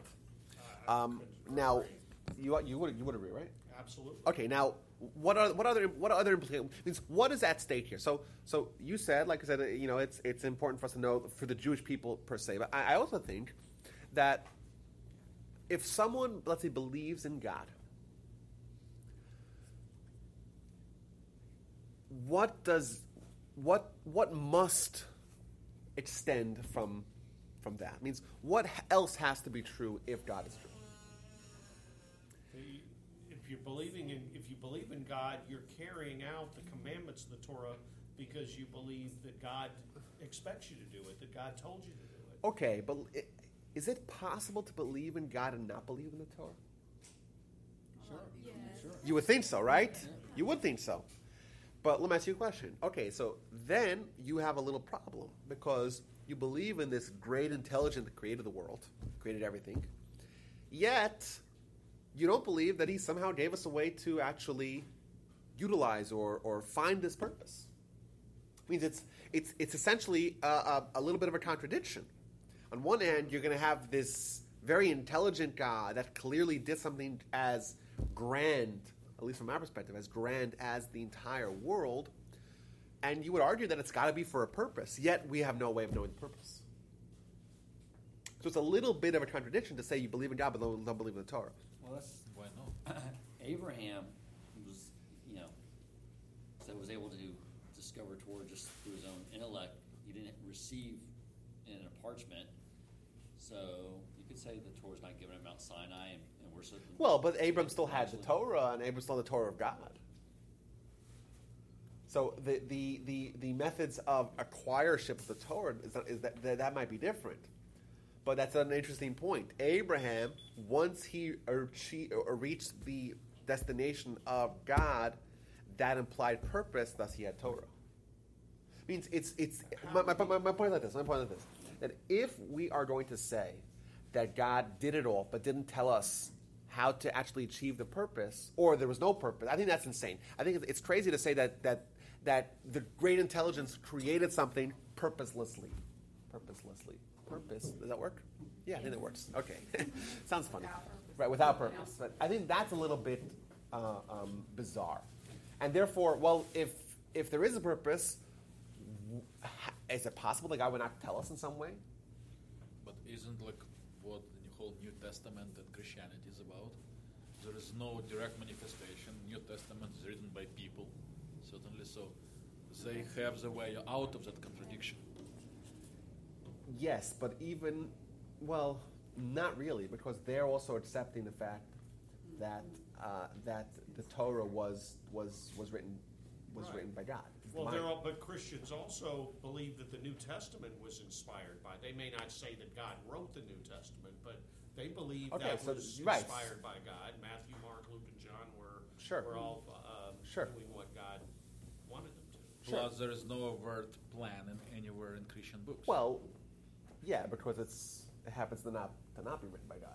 But I'm saying, but the idea of having the Creator minus the purpose, or at least the purpose conveyed, is a little bit of a contradiction. And like we said, without the Torah, then really we don't really have Judaism, which is an interesting point. Either way, so I think the stakes are kind of high. It's important for us, in our faith in God, irrespective of religion, but also, especially as Jews who have been living this religion for a really long time, if the Torah is indeed true, then that's a validation of what we've been living for a really long time. Otherwise, if it's not true, then it's a major question on the way Jews have been living, and it's a question on the way Jews are living today. Every synagogue today has its Torah scroll. Torah scrolls are really expensive. They cost $50,000, $60,000. Multiply that by the millions of Torah scrolls. How much human effort in perpetuating a falsehood? Right? If the Torah would indeed not be true. And we said, another point I just want to rehash this point, and that is that another implication. If the Torah is true, this is probably the most frustrating implication. I know it is, right. Right. Of course it is. Now, but if it is true, then what does it mean for us? It means it's binding for us. And that's where it gets unnerving for a lot of people. Because if it's true, well, what does that mandate that they ought to do? They have to follow its ways. And a lot of people are a little bit hesitant in that. And that's problematic for a lot of people. So if you find a lot of Jews that are trying to disprove the Torah, perhaps their biases of not wanting it to be true are influencing their approach to actually investigating the information. Is that right? Means if I have a built-in bias to try to not be bound by the difficult laws of the Torah, but I have the conscience, well, if it is written by God, we're kind of stuck, right? So what would you want to do? You'll say, well, okay, it's not written by God, you're not stuck.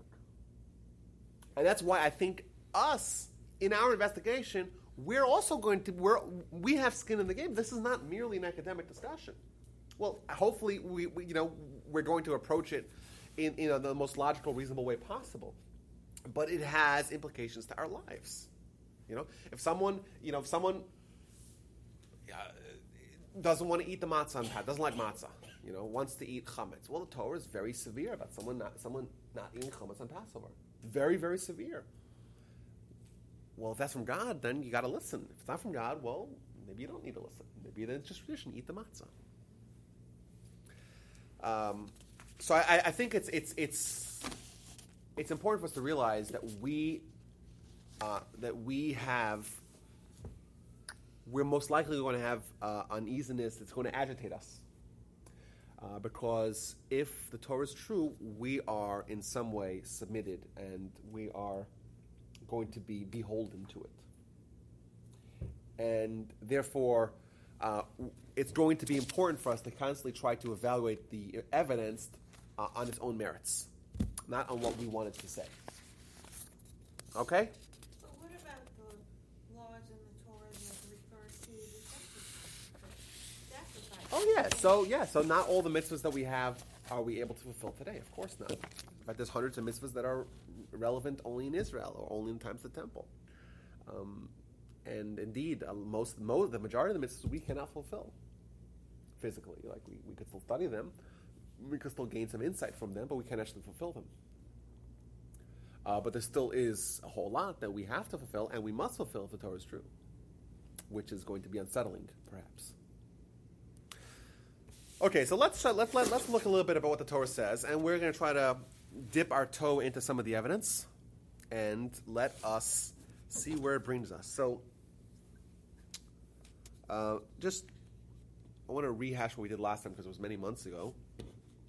We find the revelation at Sinai. Revelation at Sinai is the critical event of the Torah. It's repeated multiple times. It's rehashed. It's referenced multiple times in the Torah. And it is not unique to Judaism, the idea of revelation. Right? Why? Because, in fact, every religion begins with revelation. Every single religion by definition, is going to be what the higher power advocates that the people do. That's what religion means. So the Christians, they have what their religion says. The Muslims have what their religion says. And the Jews we have what our religion says. But that's how religions begin. Religion starts with revelation. Revelation of God. God says, "Oh, Muhammad, how you doing? Hey, right? Muhammad says he's a prophet." That's how religion starts. Every religion begins with this revelation. However, the Torah records a national revelation.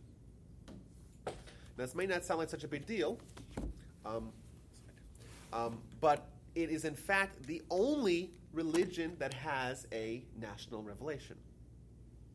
Only one religion begins with a revelation of not one person, rather an entire nation of millions of people.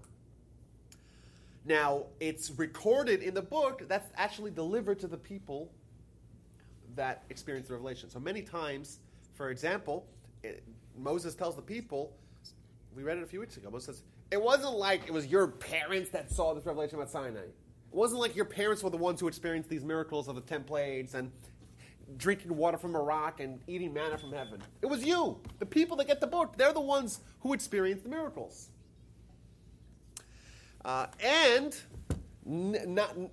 This actually has major implications. So the Jewish people accept the Torah. We know that they have adopted the Torah. And they do it despite the fact that if it wasn't true, they would all know it. So if the Torah was not true, then would it really have gotten such a head start? Why? Because if it wasn't true, then it would be easily verifiable as to not be true. Let me ask you a question, guys. If I went to start a religion, and I would want to convince all of you to follow me, what would be the best approach for me to do that? Move to Utah. Well, yeah, that would help. What's that? What? Move to Utah. Go to Utah. Well, I would have to convince you that God spoke to me, right? Now, if you guys all knew for sure that God did not speak to me, would you follow me? Probably not. Maybe someone would, right? But you don't want to get the masses to follow me. Yeah. Therefore, if I was a charlatan, my goal would be to try to mask the falsehood, right? I would say, well, God spoke to me, and you will have no idea if that's true or not, because he didn't speak to you guys. But if I was a faker, and I said God spoke to all of us, and God did indeed not speak to all of us, well, then we would all know that I'm a charlatan. I'm a faker. Is that right? Moses tells the people, God spoke to all of us. And this is repeated multiple times. Now, the movies didn't do a great job of accurately transcribing the text. You know, it's always to say when you do a book report, make sure you read the book and don't watch the movie. Because if you read the books, get the text, go read Deuteronomy, just read a couple chapters. Right? It's very clear that God spoke to everyone. Everyone had the revelation. Right? If this did not happen, how does Moses come along and say, you know what, you guys all saw it? Right? They wouldn't accept it if it didn't happen. Not only that, the people that experienced it, they were the ones who got the Torah from Moses. Can I play devil's advocate Go ahead, for always. a second, Rabbi? Couldn't somebody write, just leave it for future generations to see, couldn't somebody just write, whether it happened or not, that a mass of people saw this? Okay, just write it. I mean, I could write, that a million people saw me, and just were in awe. Okay, and I could write it and leave that somewhere. And maybe somebody will find it years later. Okay, so there's a very good question. Okay, that's obviously the natural progression of the discussion. There's a few problems with that. First of all, what would happen if that were the case?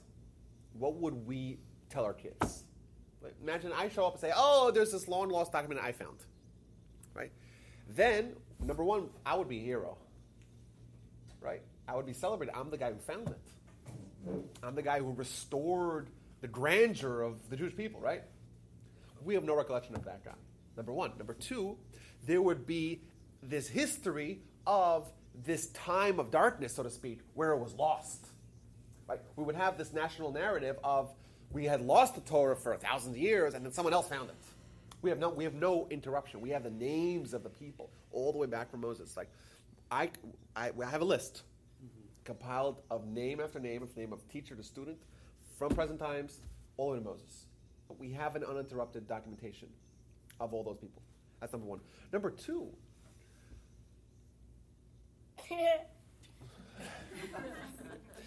Number two, the book itself describes Moses teaching the people. And we're talking about a nation of millions of people. And they're instructed in the book to teach their kids. And it's not just an ideal, it's a way of life. And it's a totally encompassing way of life. Like we said, it's the tefillin in the morning, it's the Shema in the morning and at night, it's the mezuzah on the door, it's the matzah on the holidays, it's the rest on Shabbat, it's the shofar on Passover, on Rosh Hashanah. Shofar on Passover, that wouldn't work. Right? It's eating the kosher, it's praying, it's blessings, 100 blessings a day. It's a very encompassing way of life. And that's being perpetuated onward. Thus, it's not just something, I found a document in a bottle. It's not like some ideal, it's a way of life. A way of life that was perpetuated, a way of life that's cumbersome. It's not an easy way of life. It's not easy to be great, right? That's what the Torah expects of us. That is perpetuated at the time when the people could have very easily falsified or exposed the false if it were to be false. So yes, the other question is, well, maybe the people were duped into it. Maybe Moses like this David Copperfield kind of character, where he's able to dupe the people into believing maybe they're all on mushrooms, and hallucinogenic drugs. These are the questions that people ask. And the biggest answer to all of this is, if the Jews were so clever at doing that, why did no one else think of that? And there was millions of people. Yeah, millions. It's astounding. It's astounding to try to convince millions of people that they saw something that they didn't see. Especially And Jews. Why Jews would are they make stiff. it so hard? Why would they make so many rules if they were doing it themselves? Not only that, like why if you were hoodwinking the people, if Right. you would do it in a way that it can be pulled off. Right. Right? If you and I were trying to establish this great myth of this Mount Sinai experience, we would tone it down a little bit, no? We wouldn't just again and again say, you saw with your eyes, and you saw, right? We wouldn't do that, right? Because that's exposing ourselves more than we need to. So, Rabbi, the Torah was written by Moses, put in the ark, and I don't remember seeing anywhere later where they said, and it was copied again. Moses wrote 13 Torah scrolls towards the end of his life. So this is one for each. One for each tribe and one that was kept in the ark. Okay. That scroll for each tribe was used to be the legacy scroll for those tribes. Those scrolls lasted for hundreds of years. They were copied again. The Torah itself says you should write a Torah scroll. Although at the end of the Torah, the last mitzvah of the Torah is to write Torah scrolls. So it wasn't just one Torah scroll that was put in a. Kings had to write a Torah scroll. King had, like, we read that last week, 2 weeks ago, the Parsha. Sorry, last week of the Parsha, that the kings have to write the Torah scroll. 2 of them, one to take with them, one to leave at home. It was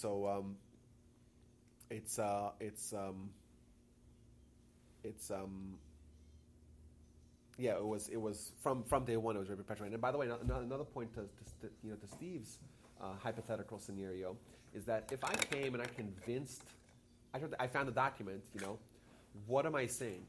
I'm saying that your parents all experienced this, but no one seemed to have any recollection of it. It means something, it's so fantastical, it's so dramatic, it's so wondrous, the claim of the Torah. Remember, it's not just the Mount Sinai experience. That is obviously the high point.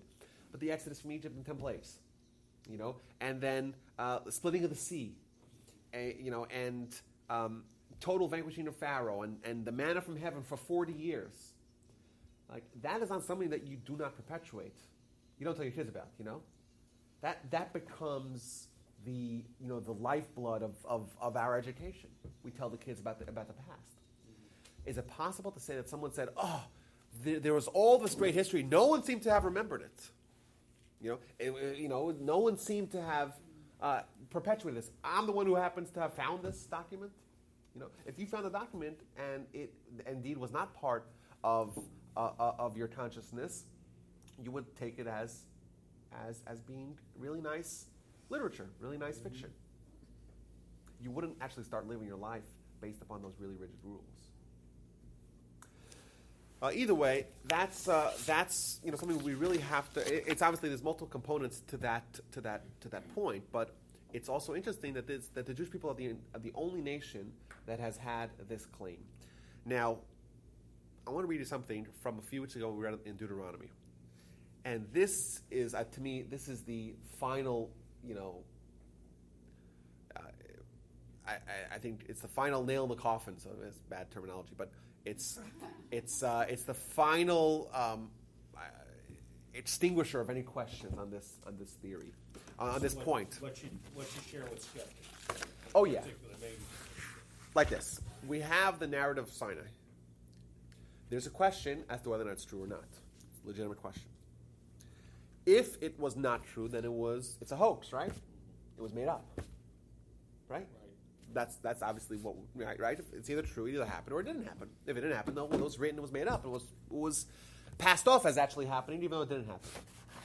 Listen what the book itself says.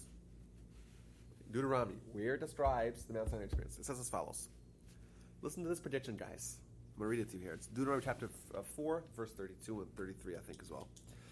You might inquire about times long past, from the day that God created man and earth, from one end of the heaven to the other.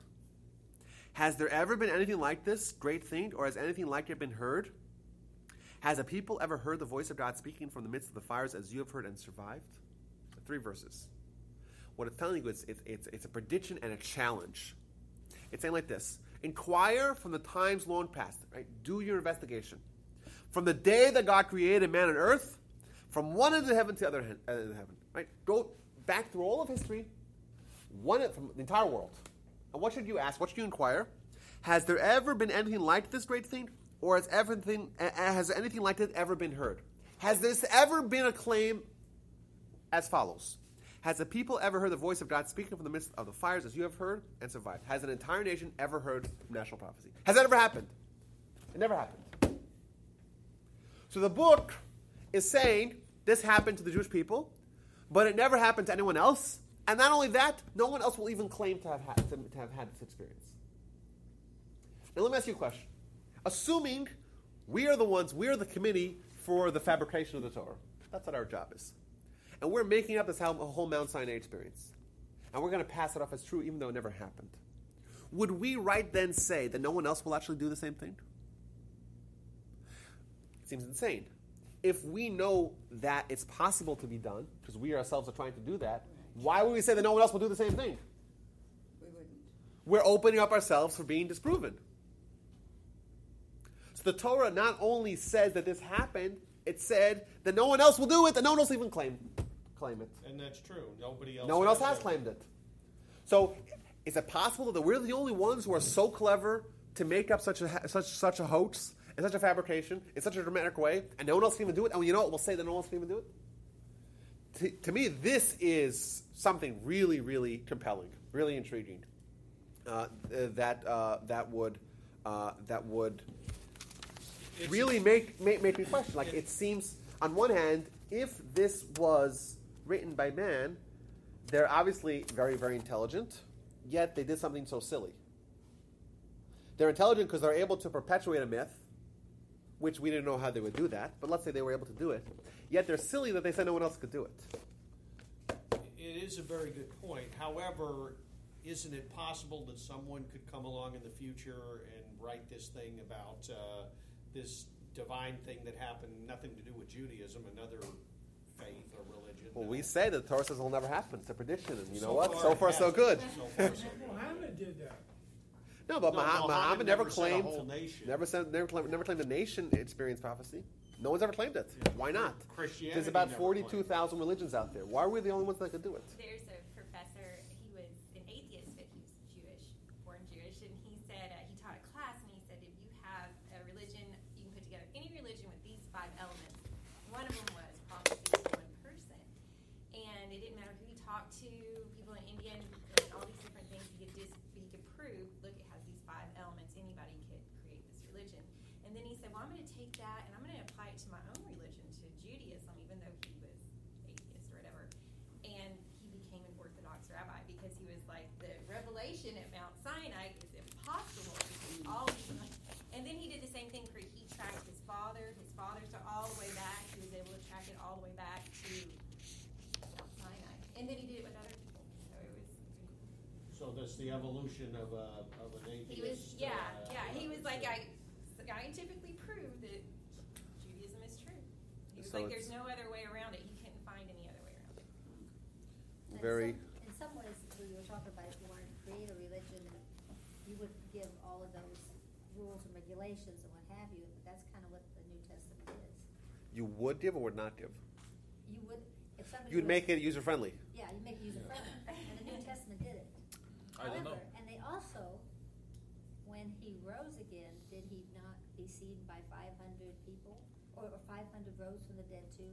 What that was ago? That there were many who had seen him raised from the dead. Yeah. So But that's remember that's also not That's not historical. It's not written at the time. So that's an important point. People didn't believe it was him. And then there's the debate, well, because doubting Tom, he didn't believe it, and they didn't recognize him, and Yeah, but there's a few differences. First of all, difference number one is the fact that this is not actually written at the time.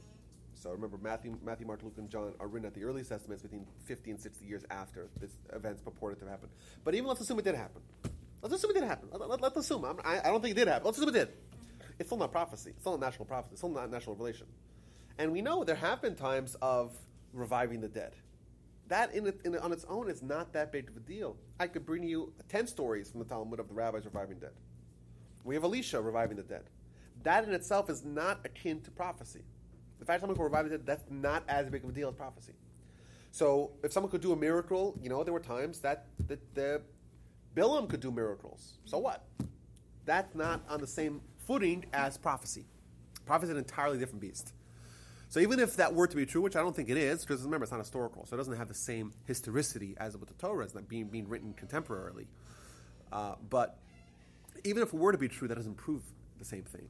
So yes, if it did happen, it's still eye-opening. Maybe it did, maybe it didn't. Most likely it didn't. But even if it did, it's eye-opening. It's a good point of, it's a good question actually, maybe how it happened.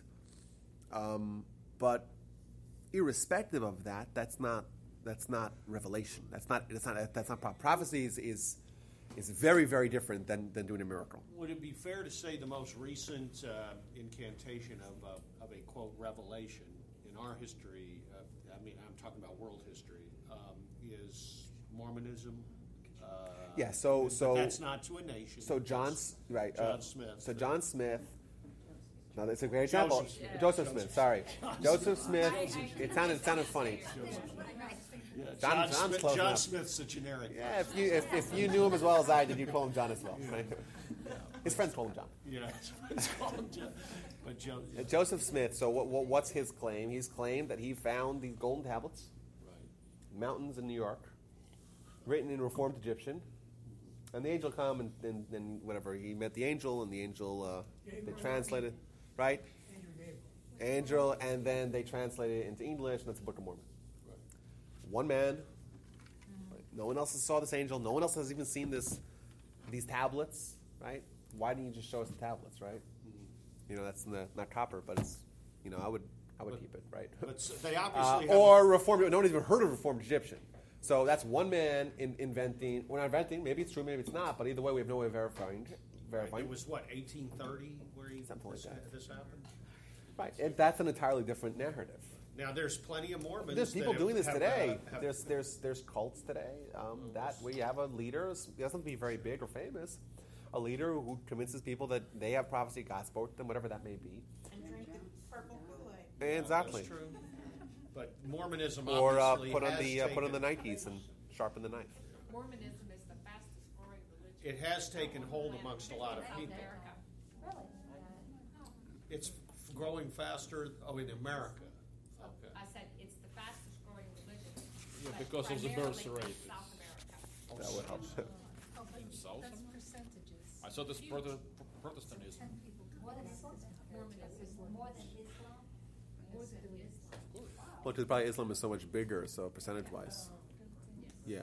And absolute numbers, I'm sure Islam's growing faster. But national revelations, well, we talked about Islam. And by the way, Islam is not that user-friendly at all. Yeah. You try to get every day in your life at 5 in the morning to do this.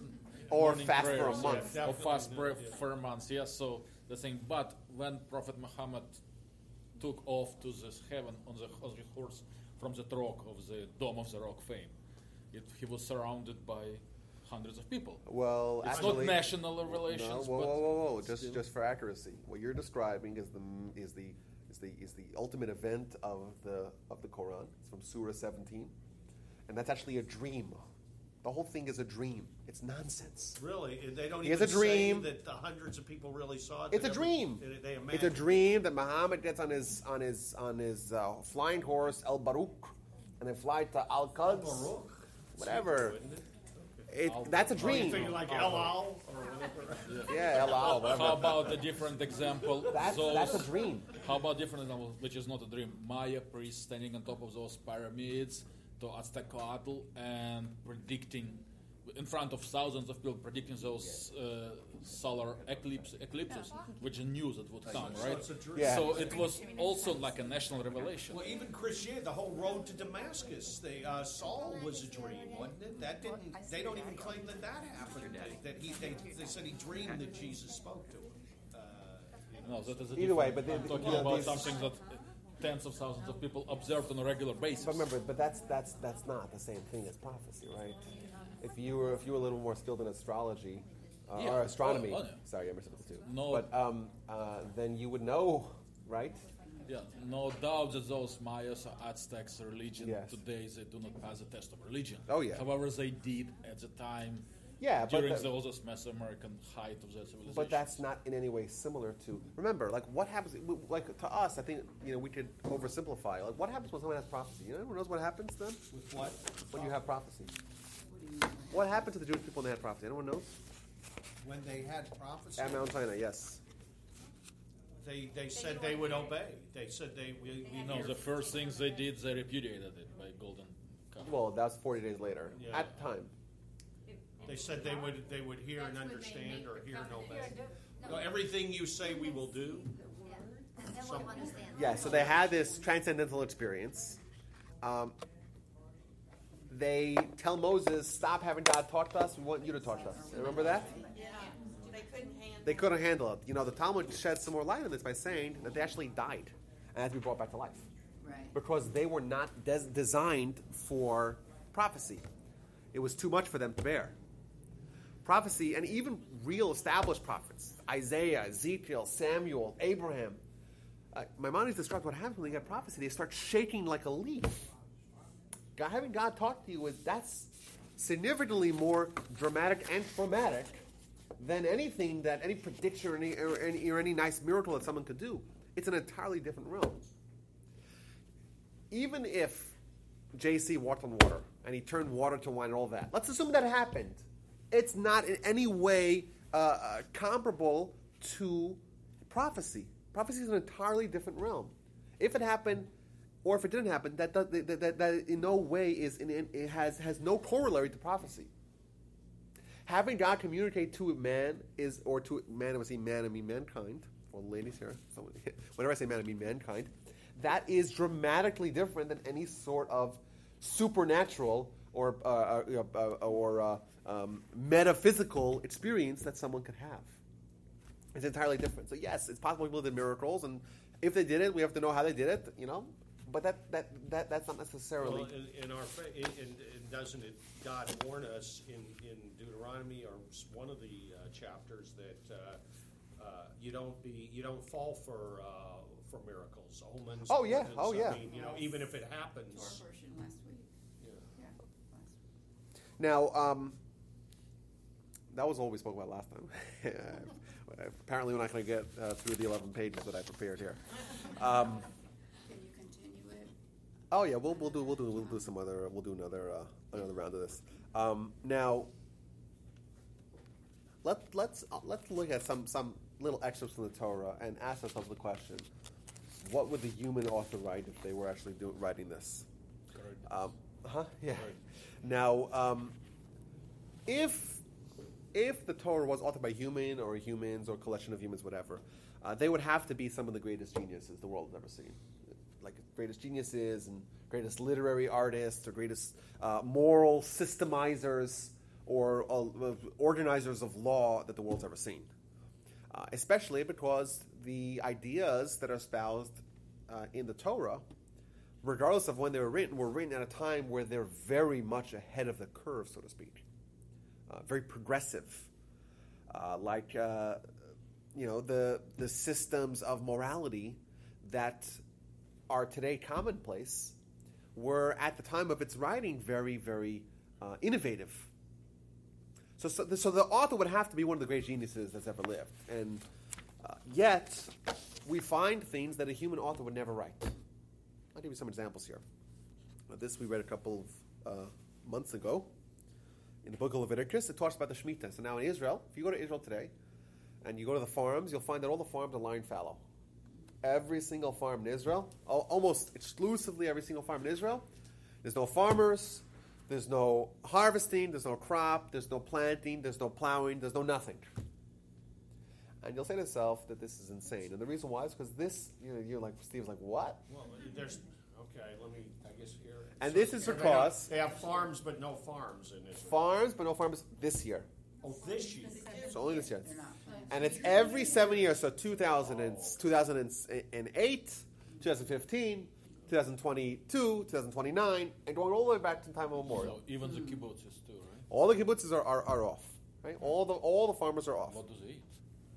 I don't know, man. Let's read what the Torah says. Where's it come from? It says as follows: 6 years you shall sow your field, and 6 years you shall prune your vineyard and gather its produce. But in the 7th year, a Sabbath of solemn rest shall be in the land. Your field you shall not sow, your vineyard you shall not prune. That which grows by itself you shall not reap, and the grapes of your vineyard you shall not gather. That's the basic idea of Shemitah. It's repeated a few other times.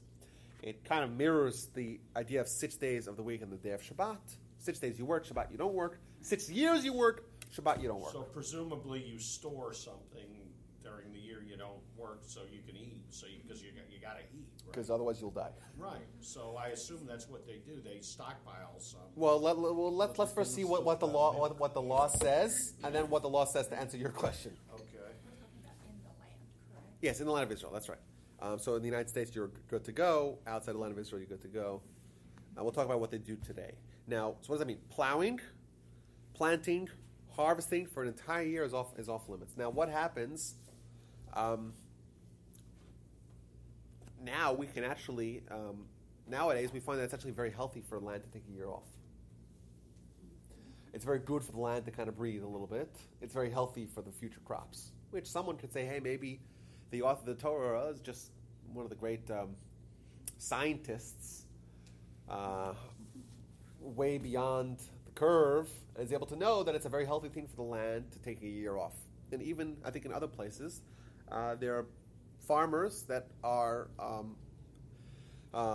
knowledgeable of this fact as well, and therefore they take a year off as well. However, the reason why it's maybe not so logical is because it says, if you were to do that, you would say, well, you know what, let's split the land into 7 groups, and then we'll rotate which year you take off. That way we'll always have some produce being worked upon, some land being worked upon during the year. However, what it says is that all the farmers in the same year, everyone's off. So there's no rotation. Everyone is off now the year 2015. Now these are cultures that are entirely dependent on agriculture for their survival. You eat what you grow. Now today, 98% of the people are not in agriculture. But at that time, people had their farm, that's what you ate. And then the Torah says, well, what about Steve's question? That's the next verse. Let's continue. And if you'll say, what shall we eat in the 7th year? Behold, we may not plant nor gather in our produce. Good question, right? Every 7 years, it's kind of very relevant. Going a long diet. Huh? Going a long diet. Well, let's see what it says For here. obesity. God says, I will command my blessing upon you in the 6th year, and it will bring forth produce for 3 years. And you will plant in the 8th year, eat the produce until the 9th year, until her produce comes in, and you shall eat the old produce. What are things like this? You know what God says? Or the author says? You don't have to plant in the 7th year. Plant on the 6th year. 6th year, you'll have enough for the 6th, the 7th, and the 8th. You'll have a bumper crop. You'll have enough food for 6, 7, and 8. Like manna, didn't manna just come for 6 days of the week? And then not on Saturday, that's right. You got a double portion on Friday.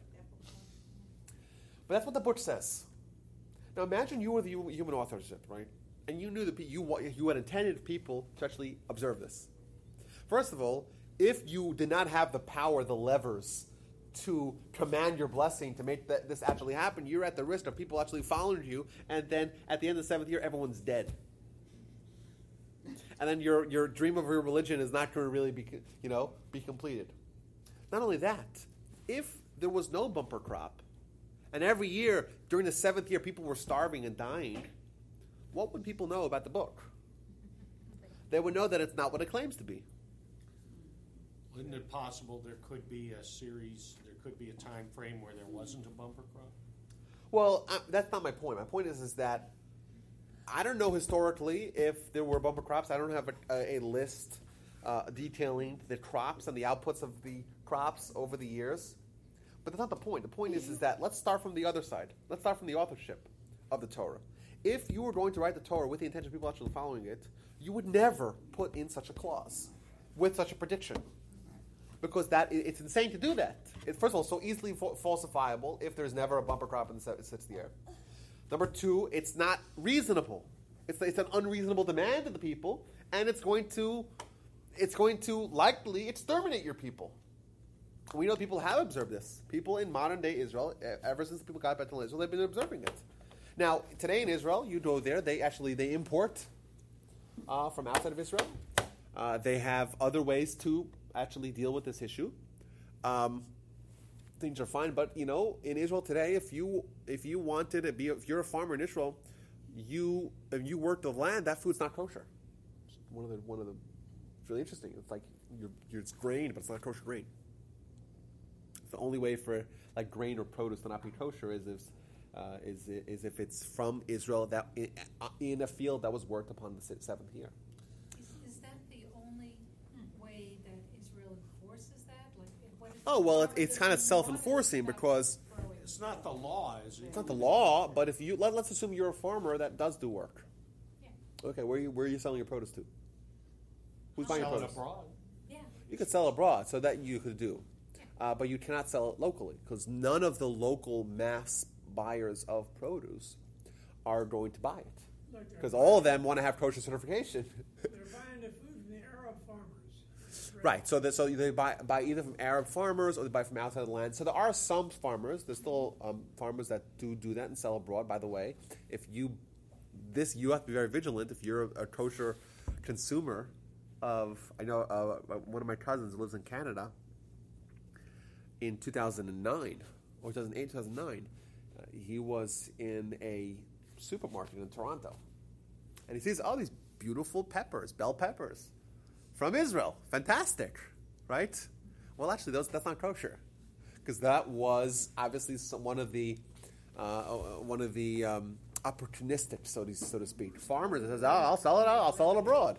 Okay, you're actually passing off non-kosher produce, and then he saw it in his local. So he could, but it's okay for a Jewish farmer in Israel to sell that produce where a Gentile could eat it. Well, not really, because not only is the food not kosher, there's also a prohibition against planting, harvesting. Yeah, Okay. So Right. But there are things that you're not planting it this year, but it's growing because it was there from last year. Oh yeah, so it said, you're allowed to eat it. You can't harvest it. That's right. So what you actually do is you have to leave your land open. I mean, you cannot lock your field. So you have to let anyone come into your field. So you can't stockpile anything like that. Okay, but that was a violation. The fact that those peppers were in Canada. Whoever sent that from Israel was. Well, there was obviously someone who was not Shemitah observant. So he was probably working in the field, and the food is not kosher.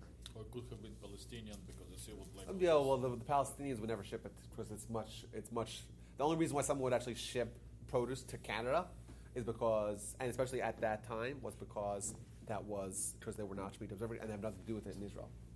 Because in Israel, it wouldn't fly because no one wants non-kosher produce in Israel because even if it's not the majority, but probably the majority of people there are kosher observant. But even if it was the minority, you can try to sell your produce or your products to a population that 40% of them won't touch it. So you just buy the kosher stuff. Okay, now, if they did produce during this Shemitah year, is that land now no longer kosher for the following years? No. Because it was not followed? No. No, okay, they could plant the rest of the years. Yeah, and the Talmud does discuss what happened. There were times where the Romans made very punitive taxes. Hadrian, after he destroyed Israel and Beitar and the Jewish people, he made very, very punitive taxes against the Jewish people. What did they do then in Shemitah? They had to give grain to Rome, or else Rome would come and slaughter everyone. So then they made an exception that because otherwise the Jewish people will actually be exterminated. People were allowed to work the fields in order to pay off the tax. That was the collective tax of the Jewish people. So there were some exceptions to that, but the land is still fine. The land is not someone that the land has become not kosher because of that. But either way, I think we have to really question things like that, and there are other examples. It's predictions, but it's also laws that to us may seem nonsensical and counterproductive, but certainly to a group of authors that are trying to perpetuate a hoax and a fabrication, they wouldn't do something like that. That's A, very difficult to observe, and B, easily verifiably falsifiable.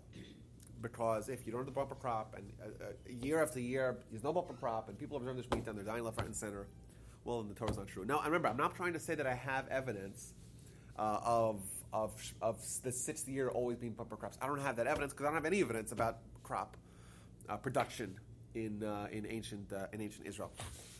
However, what I do have is the fact that we know people were observing it. We have documentation of that fact, and we know that people did not drop the Torah en masse when the Torah was not living up to what its predictions.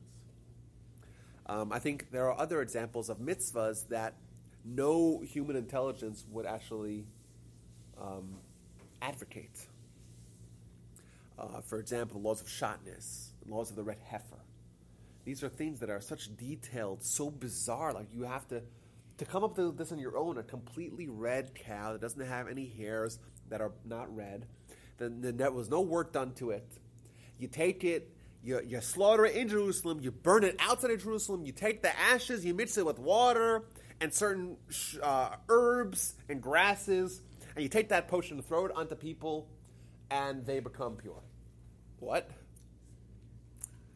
Is that something that really some human intelligence will come up with?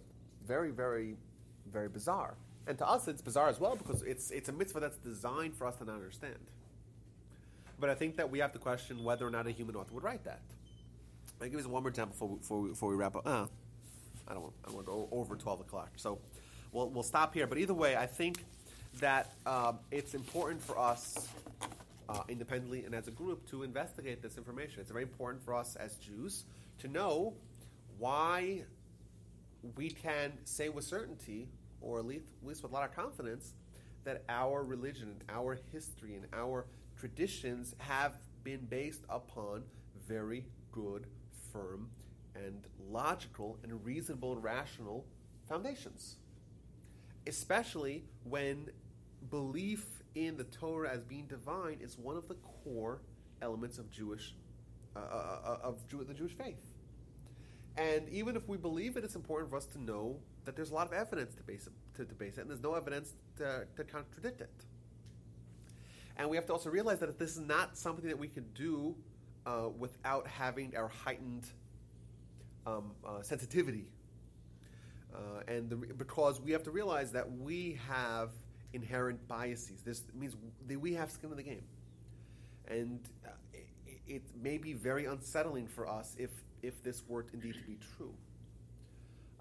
And it's not a surprise that there have been a lot of efforts to try to call into question the legitimacy and accuracy of the Torah. And we have to ask ourselves, well, why is that true? Why has there been such sloppy journalism and sloppy science to try to question legitimacy and accuracy and historicity of the Torah? Why? Why would this area not be treated like any other area where the facts and the evidence ought to speak for themselves? I think the answer is because there's a lot at stake here, but on both sides of the issue, and it's not an easy issue to really mediate, but it's a very important one. It's an important one because Maimonides tells us, he quotes the Talmud, that we have to kind of believe this. And if we could have just say, I believe because I don't want to get myself into too much trouble, or we could really investigate it and really do the research. And that's a very good way to do it. That's very fair. I think that's incumbent upon us, and something that is so central to our lives. It's incumbent upon us to really ask these questions and investigate the material on its own merit. And if we do that, and there's more evidence that we have collected here, we hopefully will come to the conclusion that it seems very reasonable and logical to accept the Torah as what it claims to be, and that is the divine work of God, and Moses is the scribe, because there's a lot of evidence to point to that fact, and thus the Jewish mission, the Jewish people, and the religion that we have spent so long upholding, teaching our children, spending so much time studying and practicing and observing and growing, has not all been for naught. And that's a very comforting thought as well. So either way, we dipped our toe a little bit into this discussion, and I had a great time, grand old time doing it. I hope it was a meaningful discussion for y'all as well. Thank you, everyone, for joining. Next week, we're off. The following week, we're going to talk about Rosh Hashanah. It's a couple weeks before Rosh Hashanah, so we have a lot to discuss about that.